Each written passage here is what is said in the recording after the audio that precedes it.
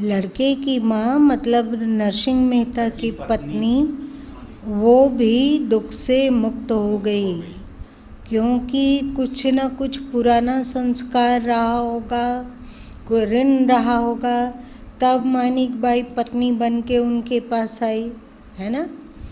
और एक होता है कि कोई पुराना ऋण को चुकाना है, इसीलिए पति पत्नी यहाँ बन गए, तो उसमें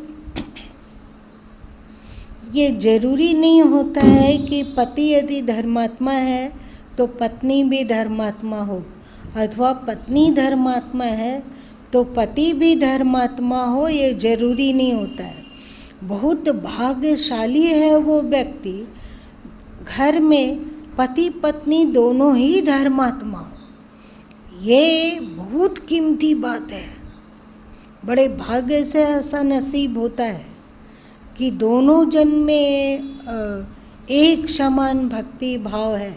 तो नरसिंह मेहता इतनी पहुंच तो उनकी पत्नी में नहीं था, परंतु फिर भी वो उत्कृष्ट विचार वाली और संस्कार वाली थी, इसके कारण अब उनका नरसिंह मेहता के प्रति श्रद्धा थी। पत्नी होते हुए भी वो क्या बोल रहे हैं उसको वो महत्व देती थी। और साथ साथ में ये बात बोल देना कि भलू थयु भागी जंजाल, सुखे भजे सु श्री गोपाल। भला हुआ छूटा जंजाल, सन्मुख भजेंगे श्री गोपाल। इसका अर्थ हुआ कि ठीक है कि जंजाल दूर हो गया, जो हमारा कर्तव्य था, कर्तव्य कर्तव्य कर्तव्य कर्तव्य, हम लोग कुछ भी कर लो तो भी इतना मोह है। कर्तव्य बुरा नहीं है, जो श्री कृष्ण कहें गीता में निष्काम कर्म, तो कर्तव्य बुरा नहीं है, बिल्कुल बुरा नहीं है। आप चाहे ये शंकराचार्य जी का ही उदाहरण लो, तो शंकराचार्य जी भले ही 9 वर्ष में संन्यास ले लिए, माँ उनकी दुखी हुई, रोई, कल्पी, लेकिन माँ का आज्ञा लेकर वे संन्यास अंततः लिए। और उस उम्र में पहले गुरु की खोज करके गुरु की शरण में गए और गुरु से पूर्ण ज्ञान को प्राप्त किए कि ये ज्ञान है। तो क्योंकि शंकराचार्य जी, आदि शंकराचार्य जी की बात कह रहे हैं, आज वाले का नहीं, तो क्योंकि आदि शंकराचार्य जी एक सच्चे सद्गुरु थे, क्योंकि सच्चे सद्गुरु की पहचान उनके जन्म काल से ही दिखने लगता है, जो कि शंकराचार्य जी में था। एक होता है कि बाद में, मतलब 10 साल के बाद, 15 साल के बाद, 20 साल के बाद, अथवा 25 साल के बाद, अथवा 50 साल के बाद किसी सत्संग अथवा साधु संत के संगति में आकर फिर वे उनके चित्त में वैराग्य जागा और फिर वे आध्यात्मिक यात्रा पे निकले, तो इनको आप गुरु कह सकते हो। ये संत हैं, ये गुरु हैं, पर सद्गुरु तो जन्म से ही विलक्षणता लेके आते हैं। बचपन में ही दिखता है कि वे अन्य बच्चों से अलग हैं। उनकी सोच और उनकी जिज्ञासा, उनका कर्म एक अलग ही क्वालिटी रखता है, जो कि अन्य बच्चों में नहीं देखी जाती। भले ही वो बच्चा खेल रहा हो, किसी के साथ कूद रहा हो, कुछ भी कर रहा हो, पर उसमें साथ साथ में ईश्वर के प्रति आकर्षण, वैराग्य के प्रति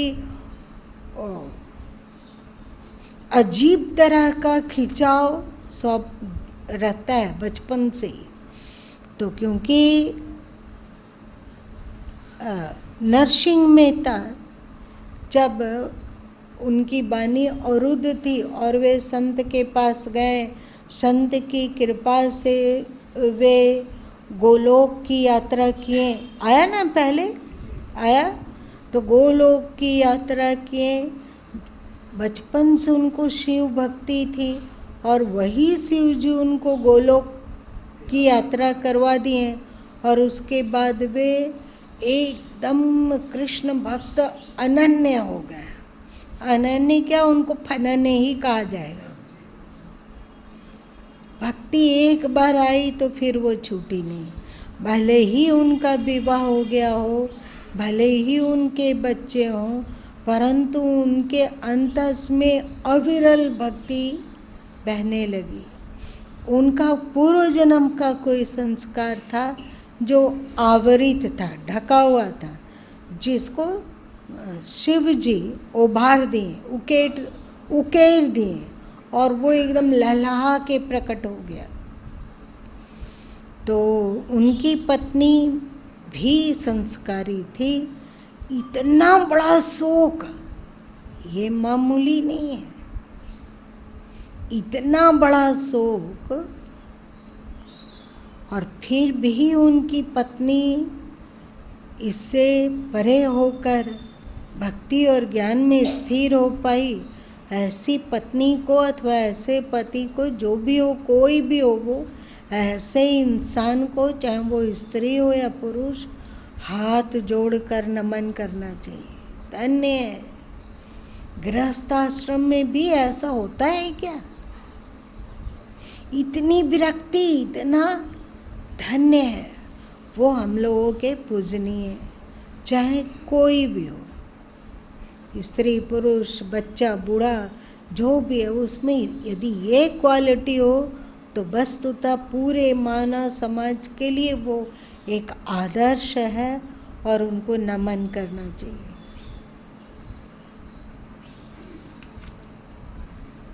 अब आगे है पिता का श्राद्ध।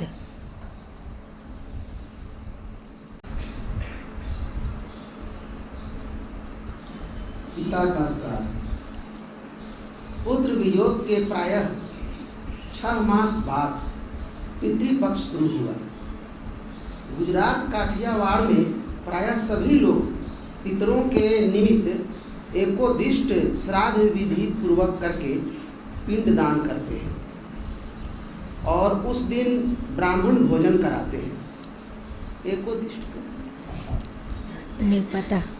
पितरों के निमित्त एकोदिष्ट श्राद्ध विधि। एकोदिष्ट हो सकता है एक दिन का वे श्राद्ध करते हो, एक दिन ये करते हो, और मतलब पितृपक्ष का एक दिन, और हाँ पिंडदान वगैरह करने के उपरांत वे ब्राह्मणों को भोजन कराते हैं। नरसिंह मेहता के पिताजी की श्राद्ध तिथि सप्तमी थी। वंशीधर ने उस दिन श्राद्ध करने का निश्चय किया था, अतएव उन्होंने एक दिन पूर्व अपने जाति भाइयों को भोजन का निमंत्रण दे दिया। वह कुल के प्रथानुसार नरसिंह राम के घर पर भी निमंत्रण देने आए। उन्होंने कहा, नरसिंह, कल पिताजी की श्राद्ध तिथि है, अतएव मैं तुम्हें सकुटुंब भोजन का निमंत्रण देता हूँ। अपनी स्त्री को तो आज ही भेज देना, क्योंकि वहाँ कई तरह का कामकाज रहेगा। तुम भी कल प्रातःकाल 7 बजे ही आ जाना। वैरागियों के अखाड़े में एक दिन मत जाना। वैरागियों के अखाड़े में मतलब क्या? इसका मतलब होता है कि नरसिंह मेहता नित्य प्रतिदिन वैरागियों के अखाड़ों में जाया करते थे। वैरागी किसे कहा जाता है? जिसके पास राग ना हो, जो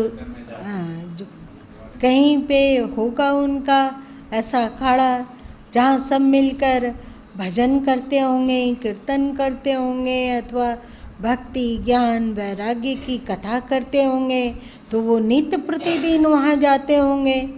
इसलिए उनका भाई ताना मारा। और यदि हम लोगों को ताना कोई मारता है तो कैसा लगता है?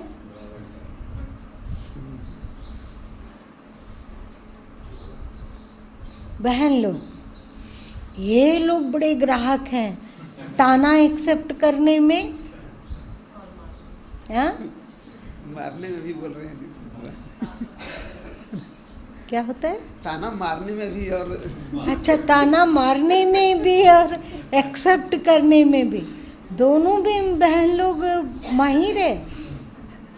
वाह, अच्छा बताओ, छोड़ा, हमें विश्वास है कि आप लोग ताना नहीं मारते होंगे, परंतु ताना कोई आप लोगों को मारता है तो कैसा लगता है?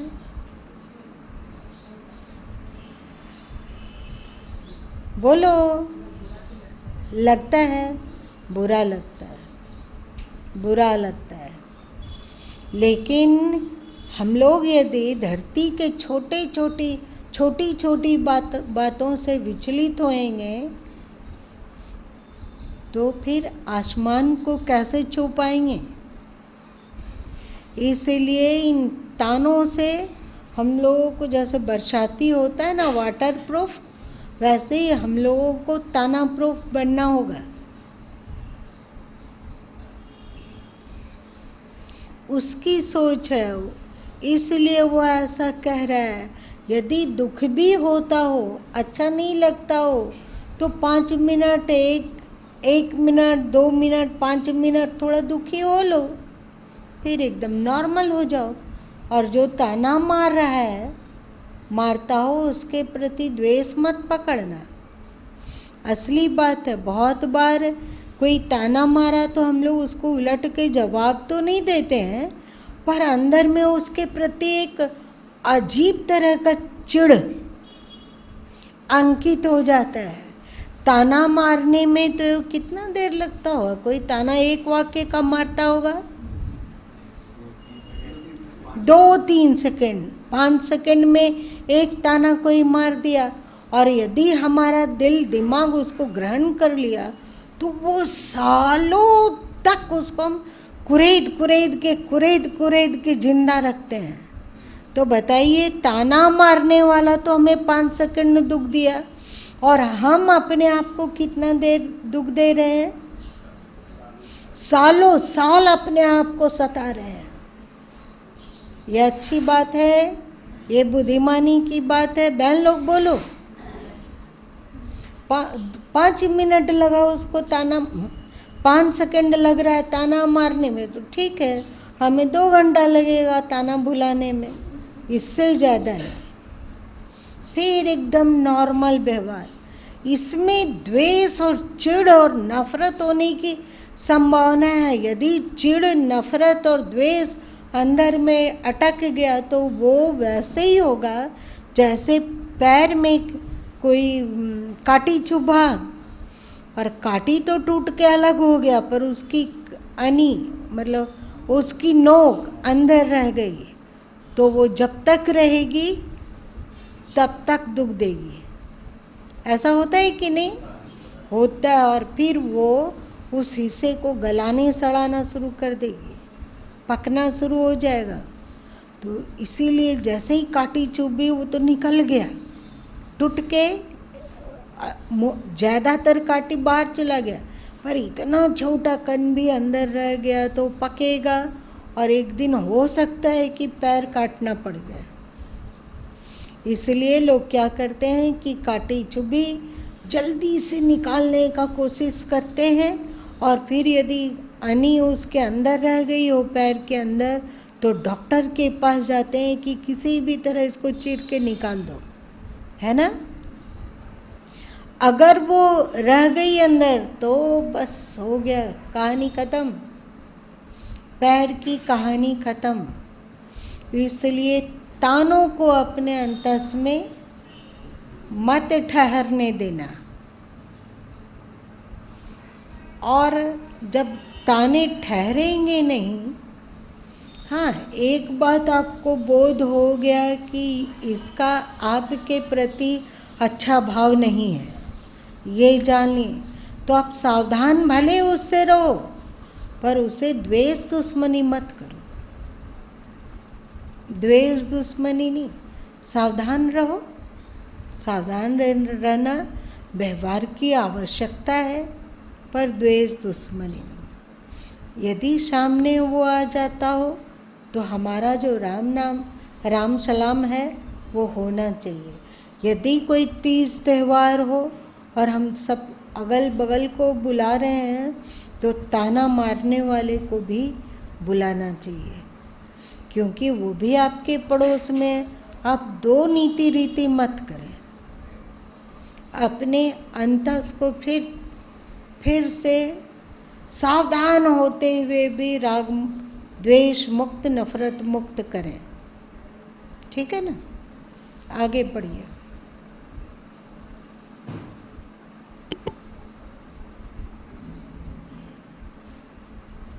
नरसिंह राम ने बड़े शांत चित्त से उत्तर दिया, भाई साधु संत तो मुझे प्राणों से भी अधिक प्रिय हैं, अतः मैं तो साधुओं की सेवा करके ही आऊँगा। मेरी स्त्री भी भगवान का नैवेद्य तैयार करने के पश्चात कल ही आएगी। नैवेद्य मतलब क्या होता है? भोग। प्रसाद, भोग प्रसाद।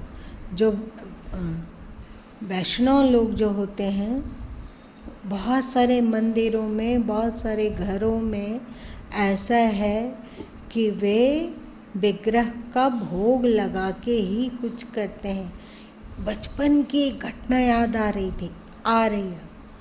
एक एकदम बुजुर्ग थी, वो तिवारी थी, जहाँ पे हम लोगों को ये दशहरा का विजयदशमी होता है। तो अब है कि नहीं, घर घर जाकर बड़ों का चरण छूना ये प्रचलन है कि नहीं, हमें नहीं पता है। अभी भी है। लेकिन क्या करता है, पैर नहीं छूता है, सब तक नहीं छूता है। जब भी अंगूठा टच करना चाहिए, हम लोग को संस्कार ऐसा नहीं था, किसी बूढ़े बुजुर्ग का अंगूठा ही टच करके। क्यों अंगूठा टच करने कहा गया? क्योंकि अंगुलियों से ऊर्जा बहुत ज़्यादा निकलती है।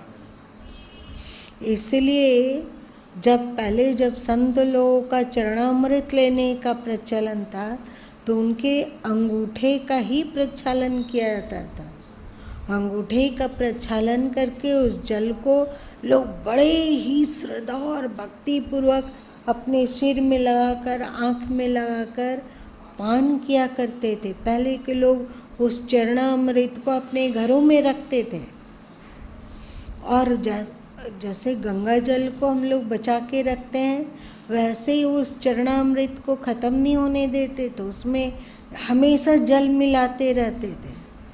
जब तक फिर से संत का आगमन नहीं हो जाता है तब तक वो चरणामृत चलता रहता था।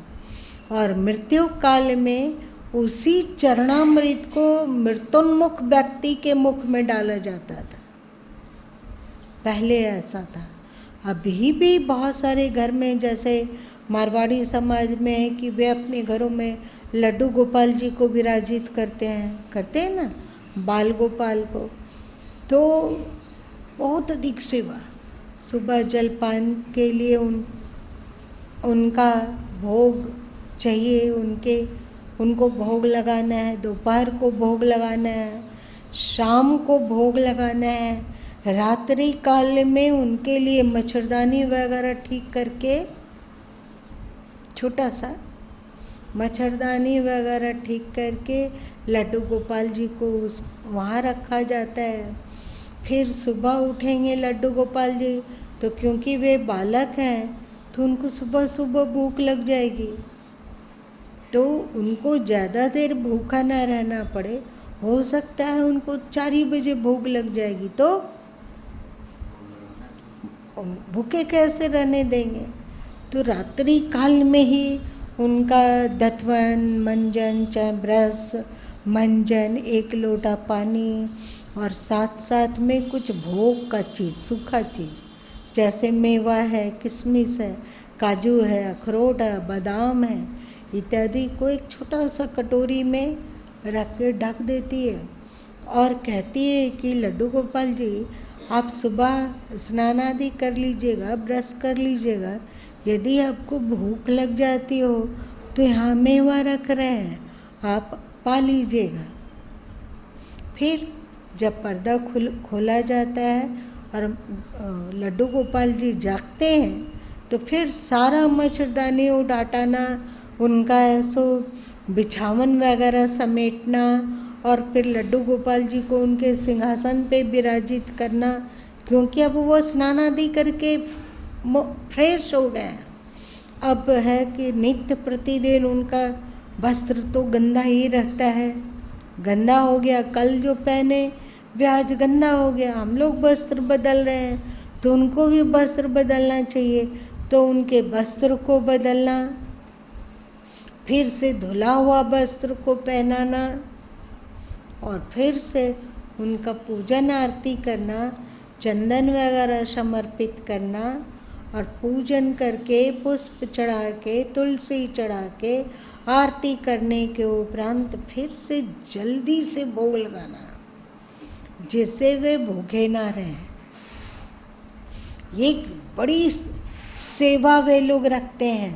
और अगर कहीं जाते हैं, वे घर छोड़ के कहीं जा रहे हैं, तो किसी को जिम्मा दे जाते हैं कि लड्डू गोपाल जी की सेवा कर लेना, भोग लगा लेना, उनका ख्याल रखना। ऐसा होता है उन लोगों में कि लड्डू गोपाल जी जैसे उनके एक छोटे से अपने बच्चे हों। चिंता होती है कि उनका कौन ख्याल रखेगा, उनको समय समय पर कौन भोजन देगा, ये लगाव होता है। अब ये प्रचलन कितना है हमें नहीं पता है, ये प्रचलन कितना जीवित है पता नहीं है, लेकिन हो सकता है कि बहन लोग इसको कर्मकांड की तरह करती हो। कर्मकांड कि ये करना एक रोबोटिक की तरह, शाम को गए जल्दी जल्दी मच्छरदानी लगाए क्योंकि और बहुत काम है, तो जल्दी जल्दी मच्छरदानी लगाएं, भगवान को ला के मच्छरदानी भीतर रखते होंगे, ब्रश मंजन रखते होंगे, देखिए देखिए देखिए हम आपका ऐसा मेवा रख दिए, भूख लगेगी खा लेना, और एक बेमन से फिर वहाँ से चले जाना, वो अलग चीज़ है। और भक्ति पूर्वक करना, उसमें अपना हृदय का संयोग होना, ये एकदम अलग चीज़ है। तो पक्का है कि नरसिंह मेहता जो भी अपने पास रखे हों, शालिग्राम रखे हों, चाहे विग्रह रखे हों, कुछ भी रखे हों, उनके प्रति अटूट भक्ति होगी, तभी वे बोलें कि भैया हमारी पत्नी पहले नैवेद्य इत्यादि कर लेगी तब जाएगी। और ऐसा नहीं है कि वे अपने बड़े भाई से कुढ़ के बोल रहे होंगे, क्योंकि हमेशा सताते रहते हैं उनके बड़े भाई, सताते हैं कि नहीं, कुछ न कुछ अन्य नागर ब्राह्मणों के साथ मिलकर एक अजीब चंडाल चौकड़ी बना के रखे हैं, जिनका काम है नरसिंह मेहता को गाली देना और नरसिंह मेहता की निंदा करना। निंदनीय ना भी हो तो भी काल्पनिक दोष बनाकर उन पे आरोपित कर देना और उनकी निंदा करना। हम लोग जैसा साधारण इंसान हो तो क्या होगा,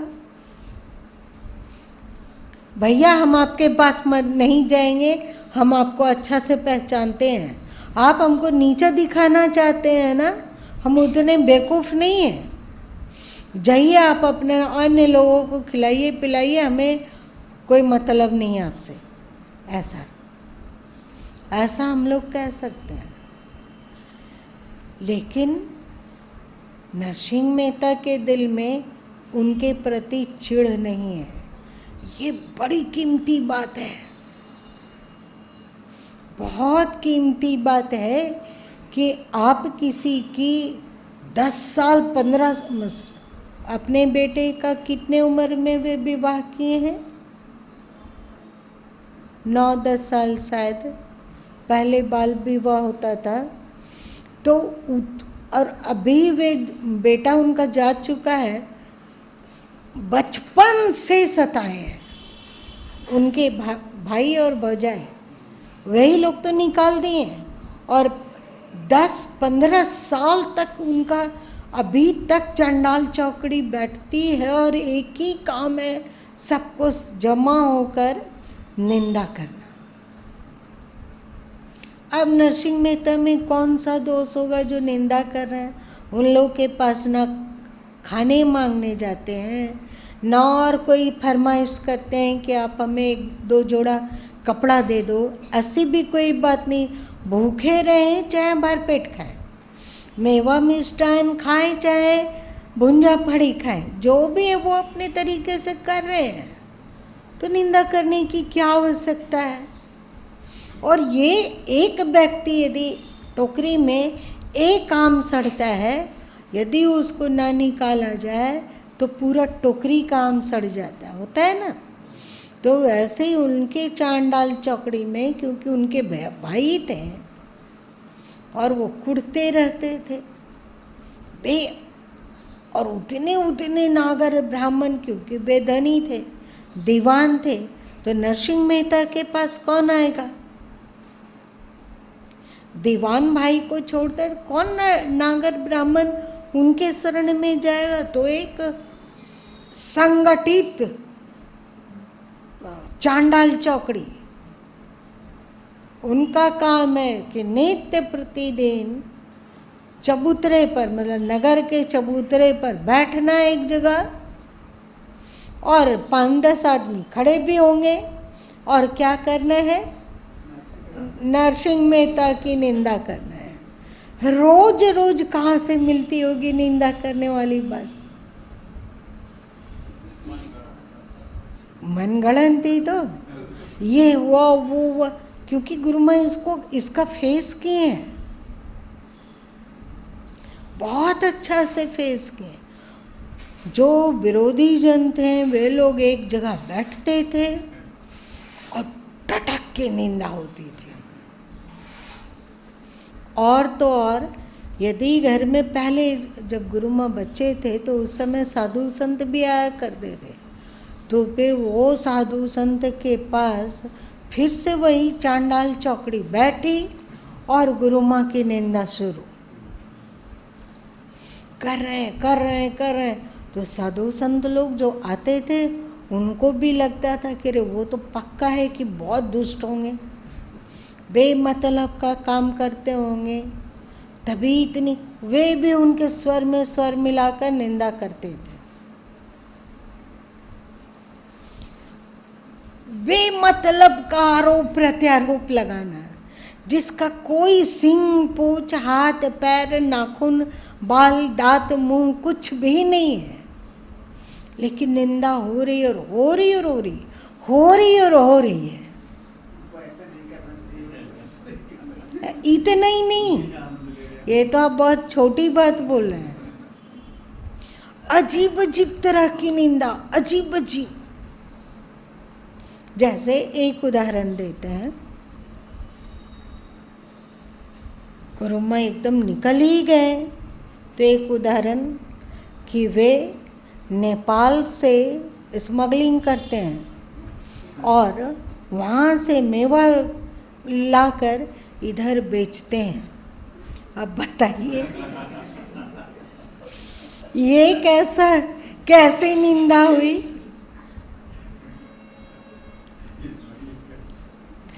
हमें आज तक कभी नेपाल नहीं गए और नेपाल में मेवा मिलता है कि नहीं सो भी पता नहीं है। और एक इसी तरह कोई बोल रहा है कि वो तो पूरे अपने तो बर्बाद हुए ही, घर की सारी औरतों को बर्बाद कर देंगे।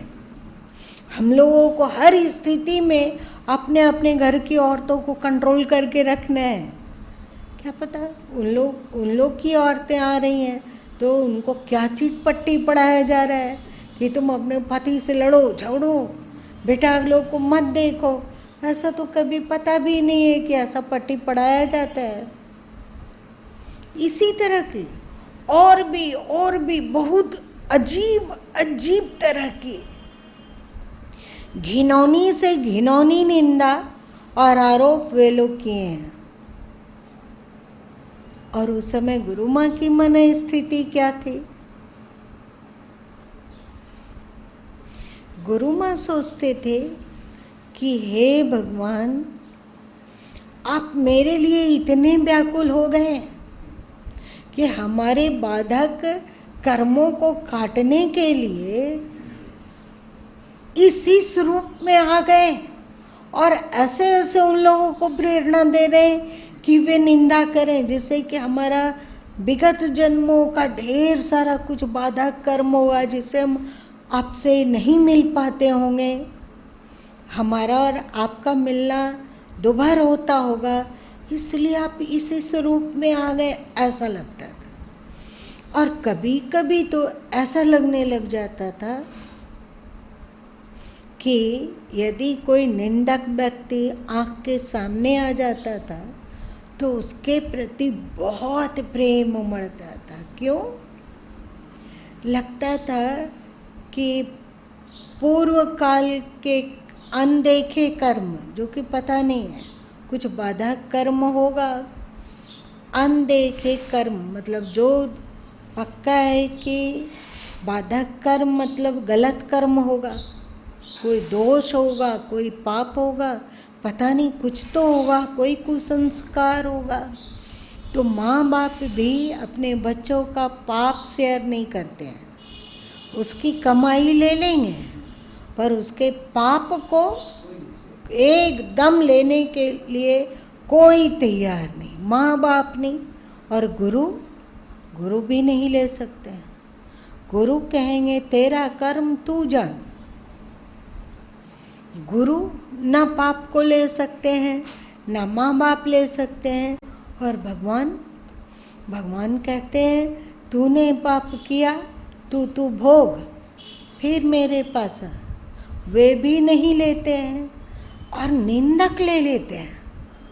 बोलो कितने पूजनीय हो गए वे, माँ बाप से बड़े, गुरु से बड़े और ईश्वर से बड़े, ऐसी भावना आती थी। पता नहीं गुरु माँ के पास से ऐसी भावना उस समय कैसे आती थी। उस समय तो बालक रहे, ऐसा तो कुछ था नहीं कि बहुत ज़्यादा सत्संग सुने हो अथवा बहुत ग्रंथ पढ़े हो, ऐसा भी नहीं था कुछ।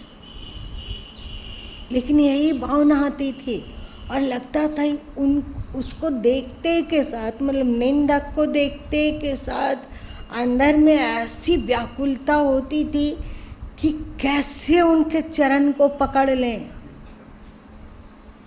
इतने उपकारी, कितना उपकारी है, इतना उपकारी ईश्वर नहीं है, साक्षात ईश्वर के भी ये ईश्वर है जो हमें स्वच्छ कर रहा है। निंदक नियरे राखिए आंगन कुटी छवाए, बिन साबुन बिन पानी के निर्मल करे सुबाए। तो निंदक के प्रति पूजनीयता का भाव होना चाहिए, उन लोगों के प्रति द्वेष नहीं होना चाहिए। चिढ़ होगा अपना संस्कार धूमिल होगा, चिढ़ होगा उतने ही हम ईश्वर से दूर होते जाएंगे। होगा कि नहीं? हमारा अंतस मलिन होता जाएगा तो हम उतने ही ईश्वर से दूर होते जाएंगे। हर व्यक्ति के जीवन में ऐसी परीक्षाएं आती है और वो बहुत भाग्यशाली है कि उसके कोई न कोई निंदक है। अभी देखिए आश्रम है तो आश्रम में बच्ची लोग भी रहती है, रह रही है ना, पर उनकी निंदा नहीं होती है। होती है, उनकी निंदा नहीं होती है। जो होगी सो गुरु माँ की ही निंदा होगी। जब तक जीवित हैं तब तक कोई न कोई निंदक खड़ा ही रहता है और वो समाज में ऐसा सिफुगा छोड़ता है। सिफुगा मतलब क्या होता है?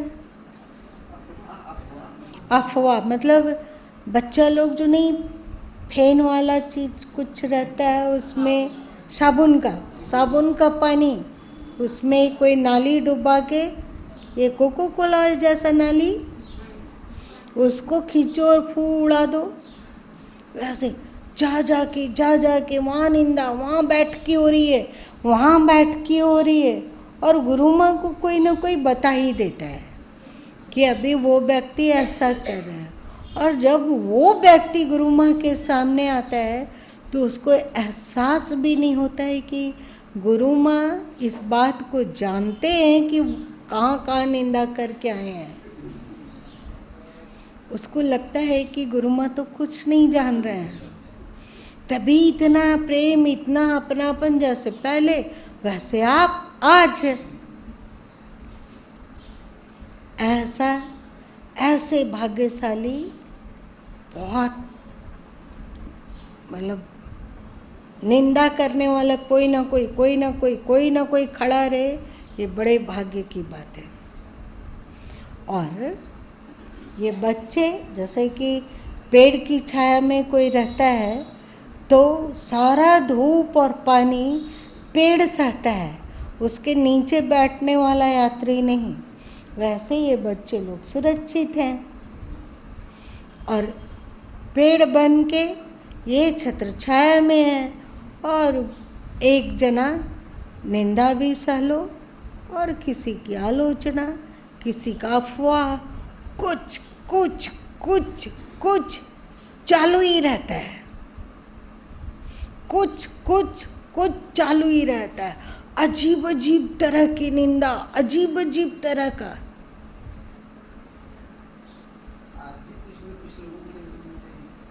आदत है उसकी।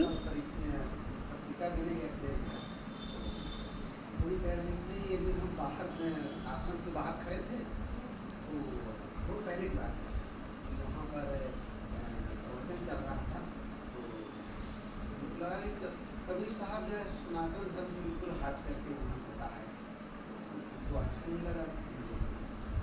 सोचे थे कि जाएंगे, लेकिन नहीं, उनको हम बहुत देर तक बैठ के सारा चीज़ समझा, वहाँ के बारे में सारा चीज़ समझा, उनका सिद्धांत क्या है, सनातन धर्म का किस प्रकार वे ये बहुत कम निंदा है। ये तो आप जो सुना रहे हैं, ये तो इसका कोई महत्व ही नहीं है। ये कोई निंदा हुई?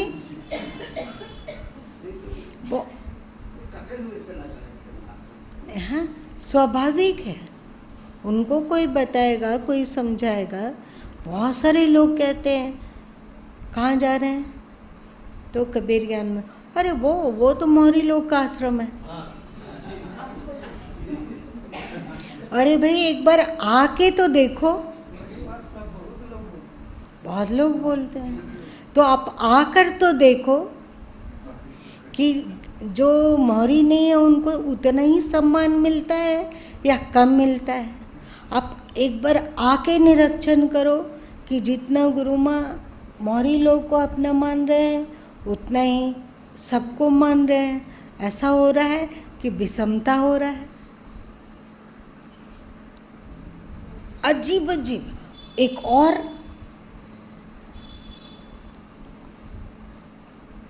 जिस समय वो दीवार टूटा था, उस समय कि उन्होंने एक गुफा बना के रखा है, और वहाँ पर AK-47 और बड़ा बारूद, बम इत्यादि वहाँ रहता है। आप जाके एक बार सर्च कीजिए, पक्का निकलेगा। और ये बात हमें कोई गिरडी वाला नहीं बता, दूर बैठा कोई शिष्य आश्रम में फ़ोन किया कि ऐसा ऐसा सुनने में आ रहा है, क्या आश्रम में सच में ये सब रहता है क्या? तो अब उसको क्या बोलना है? तो संयोग से गुरु माँ फ़ोन उठा लिए थे, तो थोड़ा सा ऐसा आवाज़ जिससे कि वो पहचान ना सके, उससे बोले, क्या आपको लगता है इतना दिन से आप जुड़े हैं, आते जाते हैं, कि यहाँ पे बम, बारूद और पिस्तौल और पिस्टल और छुरा रहता है? ऐसा तो नहीं। इतने लोग जब बोल रहे हैं तो हो सकता है हम लोग नहीं जानते हों। अब बताइए वहाँ बात ये कैसे चली गई? कोई बोला होगा ना, ये तो बेचारा कल्पना तो करता नहीं, कोई तो बोला होगा।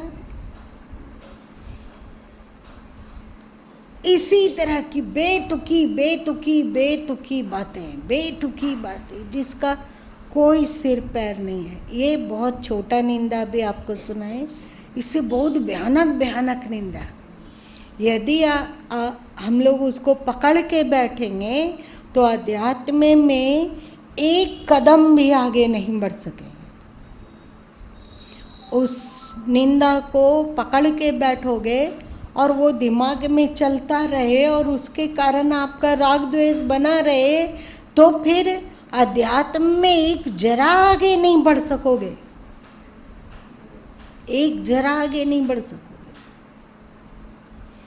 और संत लोग ये सब जानते हुए भी उनके चित्त में उस निंदक व्यक्ति के प्रति प्रेम नहीं घटता है।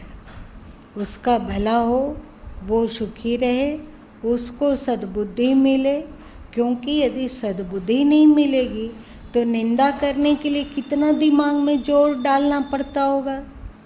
आप लोग एक निबंध लिखते हो तो बिना दिमाग लगाए लिख लेते हो कि दिमाग लगाना पड़ता है? पूरा लगाना पड़ता है। एक निबंध में इतना हालत आप सबका पंचर होता है, तो सोचिए निंदा को कितना मेहनत करना पड़ता होगा। संत पर आरोप लगाने के लिए, सदगुरु की निंदा करने के लिए कितना दिमाग लड़ाना होता होगा। उसको सेवा की आवश्यकता है, थोड़ा उसको हॉर्लिक्स पिलाना चाहिए, बॉर्नविटा देना चाहिए, अथवा दूध में गाय का घी डाल के देना चाहिए, बादाम देना चाहिए, जिससे कि उसकी बुद्धि तेज रहे। कितना बेचारा थकता होगा। ये सोचकर आपको उसकी चिंता होनी चाहिए, ना कि चिढ़। कितना दिमाग लगाता है वो। क्यों रे? मेरी बात समझ में आ रही है? तो उस पर दया होनी चाहिए विशेष, कि उसे कुढ़ना चाहिए, दया होनी चाहिए। चुप रहो, शांत रहो। हाँ, कभी कभी यदि लगता हो कि बहुत दोस्ती है तो उसको बताओ कि इस तरह का निंदा करने से आपका अंतःकरण अशांत होता है, क्यों निंदा करते हैं आप। लेकिन जिसकी आदत है निंदा करने की, उसके वो निंदा करता है तो एक तरह से अपनी कमियों को छुपाता है। कैसे? यदि कोई संत उन्नत अवस्था की ओर उन्नत हो गया है, मतलब उनका विराट रूप होता जा रहा है, तो आप उनको उनके सामने अपने को बौना जैसा समझते हो। कैसा लगेगा? एक विराट, जैसे श्री कृष्ण का विराट रूप, और आप अपने को देखते हो तो एक कोई कहानी था ना, ये बौने की कहानी, कोई किनका लिखा हुआ था? हाँ, बस वही लिलीपुट का बौना वाली कहानी। तो अपने को वैसे ही बौना देखते होंगे तो कितनी एकदम नहीं सहन होगा, ग्लानि होती होगी, अपने हीन भावना लगता होगा। अब हम तो उतने ऊंचा नहीं उठ सकते हैं, लेकिन यदि उनके सिर को ठोक ठोक कर बौना बना दिया जाए, फिर हम और वो दोस्त हो जाएंगे। तो निंदक लोग जो ठोकते हैं वो वस्तुतः संत को अपने कद के अनुरूप लाने के लिए ठोकते हैं। ठोको से थप थप, मिट्टी का कच्चा बर्तन हो तो वो तो ठोका जाएगा, संत कैसे ठोकाएंगे बताओ? उनका जो व्यक्तित्व है वो तो है ही। अपने परिवार को पैसे देते हों, चलो ये भी एक सही, देते हैं, तुमसे तो मांग के नहीं दी है ना, दिए हैं क्या? कभी किसी को कहे कि हमें अमुक को पैसा देना है, उसको ये काम घट रहा है, इसलिए ये इतना पैसा तुम लोग दो हमें, कभी कहे? लेकिन कोई तो चाहिए, कुछ तो चाहिए निंदा करने के लिए। कितना बेचारा दिमाग लड़ाता है, थप थप थप थप मारता है कि मेरे जैसे वो बौना हो जाए, लेकिन कितना उसको टेंशन से गुजरना पड़ता है। तो वहाँ पर आपका प्रेम होना चाहिए, उसके प्रति सिंपैथी होनी चाहिए कि बहुत मेहनत कर रहा है। हो सके अगर थोड़ा उपाय हो तो कहना चाहिए कि बेटे, हमें बौना बनाने की अपेक्षा तुम मेरे कद के बराबर विराट होकर क्यों नहीं पहुंचना चाहते हो। अगर बोलने की संभावना हो, अगर अगला सुनने के लिए तैयार हो, तो निष्कपट होकर, निश्चल होकर अगले के हित के लिए कहना चाहिए कि तुम हमें तो नहीं बौना बना पा रहे हो, पर तुम विराट क्यों नहीं हो जाते हो, क्योंकि विराट होने की संभावना सभी मनुष्यों में छुपी हुई है। बात समझ में आ रही है? सभी मनुष्यों में छुपी हुई है। तो हो सके, संभावना हो तो अगले को कहना चाहिए।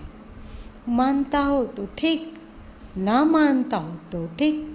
अगर ना मानता हो तो उससे भले ही तटस्थ हो जाना, पर नफरत भूल के नहीं, द्वेष भूल के नहीं, चिढ़ भूल के नहीं। यदि वो 10 साल तक निंदा करता हो और 1 मिनट फिर 10 साल के बाद वो आता हो और कहता हो अपना कि हमें क्षमा कर दो, हमने आपको बहुत सताया, आपकी बहुत निंदा की, तो आप उदारतापूर्वक कहो कि कोई बात नहीं है बच्चे, अब आगे और उठो, अच्छे मार्ग पर चलो, क्योंकि ज़िंदगी, जीवन का लम्हा समाप्त होता जा रहा है। इस क्या होटल लगे कपास में। एक मोहम्मद पैगंबर की उनका जीवनी पढ़े थे कि एक शिष्य था उनका, जो यहाँ तो उनके सामने शिष्य बना रहता था, पर बाहर में मोहम्मद साहब की बड़ी निंदा करता था। सामने आता था, वो जो प्रणाम करना वो करता था, अल्लाह अकबर भी कहता था, मोहम्मद एक ही पैगंबर है ये भी बोलता था, लेकिन बाहर में बहुत निंदा करता था। किसी ने उन्हें, मतलब मोहम्मद साहब को बताया कि अमुक ये है ना, ये बनता तो आपका भक्त है, पर बाहर में आपकी बहुत निंदा करता है। तो मोहम्मद साहब उस शिष्य को बुलाए और उसे एक तकिया दिए। तकिया में क्या भरा रहता है? नॉर्मल रुई। उसके बाद उसको, शिष्य को बोले कि बेटे इस तकिया को तू फाड़ डाल। तो आसान काम था, बहुत ज़्यादा दिक्कत था नहीं। किसी भी नोकीले चीज़ से एक जगह काटा और वहाँ से वो फाड़ डाला पूरे तकिए को। अब मोहम्मद साहब बोले कि इस तकिए में जितने रुई है, मतलब ये सिमर का रुई बड़ा हल्का होता है, तो इस रुई को एक एक घर के बाहर बिखेरते हुए, एक एक रुई, एक एक थोड़ी थोड़ी रुई, चुटकी भर रुई, एक एक घर में बिखेरते हुए आ जाओ। पूरे नगर में इस रुई को बिखेरो, एक एक रुई। तो लगा ये साधारण काम है, दिमाग थोड़ा क्या हुआ, क्या होता है ये पहले ही निंदक थे, आज थोड़ा दिमाग ज़्यादा ढीला हो गया है, इसलिए ऐसी बात कह रहे हैं। तो चलो भाई, आज्ञा है, इतने लोगों के बीच आज्ञा दिए, ना मानूं तो भी हीनताई होगी, इसलिए वो बेचारा निकला और सब जगह एक एक रुई फेंकते हुए पूरे नगर में फैला दिया। शाम को आया और कहा कि पैगंबर, हमने आपके आज्ञा अनुसार पूरे रुई को एक एक घर में, पूरे नगर में फैला दिया। पैगंबर साहब बोले कि बहुत अच्छा, अब तुम अभी जाओ और पूरी एक रात तेरे पास समय है, जितने रुई को बिखेरे वो सब के सब चून कर ले आओ।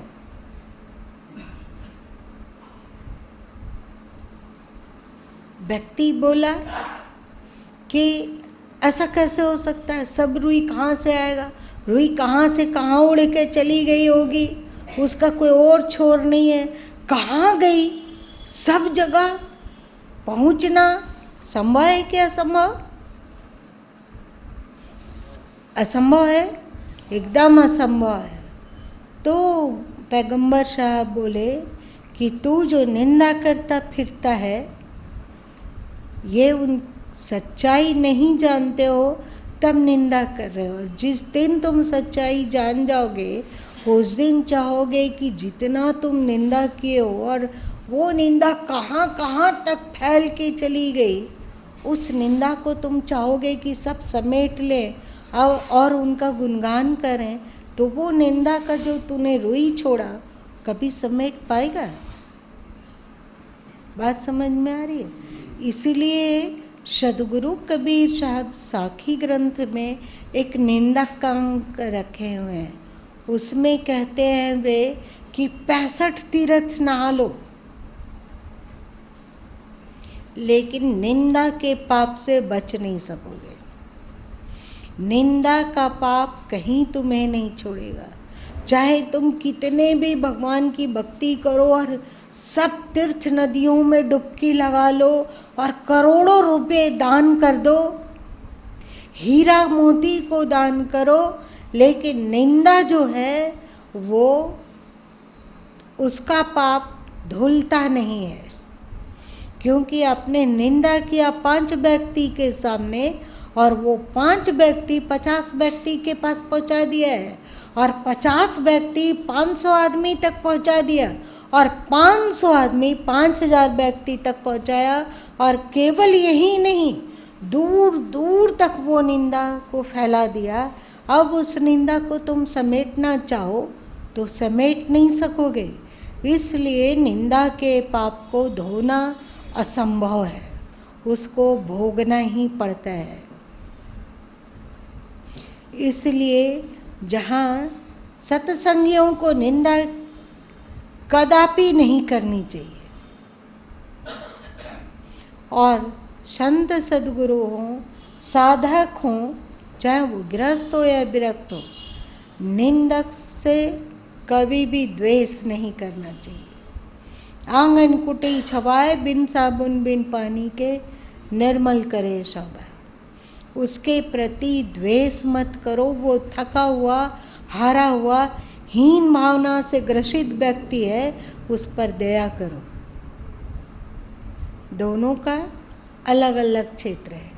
साधक संत सद्गुरु अलग तरीके से सोचे, और जो निंदक हैं वे इस बात को जान लें कि निंदा का पाप सभी पापों से बहुत बड़ा है, और यदि जिसकी निंदा की जा रही है वो निर्दोष हुआ, वो निंदनीय नहीं हुआ, तो कितने वर्ष, कितने हजार वर्ष तक नरक में और निम्न योनियों में सड़ना होगा, इसका कोई और छोर नहीं है।